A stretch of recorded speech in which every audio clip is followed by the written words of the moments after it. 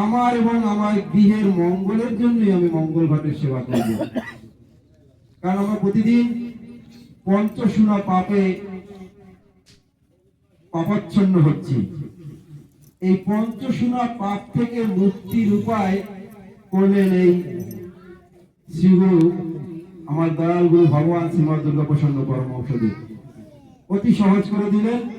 রান্নার জন্য যখন অন্ন নিব, আমরা 1 সের নিই, 1.5 সের নিই, আধা সের নিই, যে গৃহে যতটুকু অন্ন প্রয়োজন সেই অন্নের যে আমরা গাবলায় যে অন্নটা নেব, সেখান থেকে 1 মুষ্টি অন্ন আমি মঙ্গল ঘটে রাখবো ওম শ্রী গুরুবে নমঃ বলে। এই হচ্ছে মঙ্গল ঘটের সেবা। আমি সারা মাস অন্ন সেবা করলাম, পকেট থেকে 200 টাকা দিয়ে দিলাম, দাদা এই মঙ্গল ঘটের চাল পাবো না। ঠাকুর কিন্তু এটি চাননি, কারণ ঠাকুর আমার কাঙালের ঠাকুর। শিষ্যের সন্তাপন আসিতে যিনি না পারেন তিনি তো সদ্গুরু না। আর এই সদ্গুরু হচ্ছেন শ্রীমৎ দুর্গাপ্রসন্ন পরমহংসদেব। তিনি শিষ্যের বৃত্ত চাননি, তিনি চেয়েছেন শিষ্যের সন্তাপন আসিতে। তাই আমরা রন্ধনের জন্য যে পরিমাণ অন্ন নেব, তার থেকে 1 মুষ্টি অন্ন আমরা সেই মঙ্গল ঘটে রাখবো এবং সেই প্রতি মাসে যতটুকু হবে আমি ততটুকুই, যদি আশ্রমের কর্মী নাও আসতে পারে, আমি নিজে দায়িত্ব নিয়ে আমার গৃহের অন্নটুকু, যে চালটুকু হবে, সেটি আমি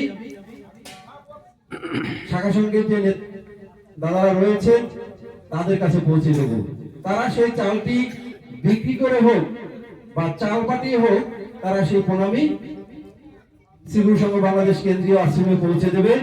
এবং আপনার হয়ে শ্রীগুরু সংঘ কেন্দ্রীয় আশ্রম সেই মঙ্গল ঘটের সেবার চাল দিয়ে দারিদ্র কাঙাল নরনারায়ণের সেবা করাবে, গো সেবা হবে, পক্ষী সেবা হবে, জনকল্যাণমূলক কাজ হবে এবং প্রত্যেকটি সেবার কাজের অংশীদারিত্ব কিন্তু আপনি গ্রহণ করলেন ওই মঙ্গল ঘটের সেবা করে।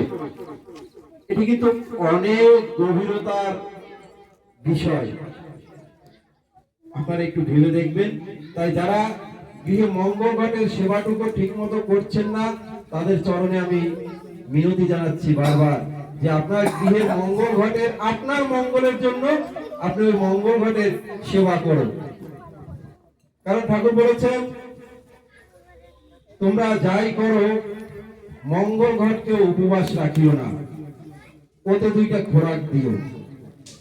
আমরা অনেকে আবার বলি কি, আজকে একাদশী, আজকে মঙ্গল ঘটে চাল খাওয়ার দরকার নাই, আমি রান্না করে খাই, আমি তো একাদশী থাকলামই না, আমি ওই মঙ্গল ঘটে চাল রাখলাম না কারণ আজকে একাদশী। এটা অনেকে বলে, আমি সকলকে বলছি, এটা অনেকের ধারণা। ভগবানের আবার কিসের একাদশী? ভগবান তো সেই জগৎগুরু, তার কোন একাদশী নেই। একাদশী হচ্ছে মনুষ্য জন্মে যারা এই পৃথিবীতে ভূমিষ্ঠ হয়ে এই জঠর যন্ত্রণা ভোগ করছি, তাদের জন্য একাদশী। তাদের জন্য একাদশী তিথি আবির্ভূত করেছেন ভগবান, যেন ওই তিথিতে আমরা অন্ন বা পঞ্চশস্য গ্রহণ না করি, তাহলে আমরা সেই পাপ গ্রহণ করা হবে যদি আমরা একাদশীতে অন্ন গ্রহণ করি বা পঞ্চশস্য গ্রহণ করি। কিন্তু ভগবানের সেবায় দিতে কিন্তু নিষেধ নাই, কিন্তু সেটা একাদশীর দিনে হয়তো অনেক সময় আমরা দেই না, কিন্তু দিলে কিন্তু কোনো বাধা নাই। আমরা সেই পোশাকটা ওই দিন গ্রহণ করবো না, আমরা যারা একাদশী করব, আমরা পরের দিন পালনের পরে সেই পোশাকটা গ্রহণ করতে পারবো, অন্ন যদি আমরা ভগবানের সেবায় দিয়ে থাকি। ঠিক জয়। তো আমরা সকলে সেই মঙ্গল ঘটের সেবা করব, ঠিক ভাবে করব, এটাই সকলের কাছে প্রার্থনা থাকবে। তো এ পর্যায়ে সেই মাসিক পত্রিকা থেকে পাঠ, আর এবারে আরেকটি ভজন এবং সেই সঙ্গীতাঞ্জলি প্রদান করবেন গুরুভাতা শ্রী মৃত্যুঞ্জয় কর্মকার শ্রী গুরু।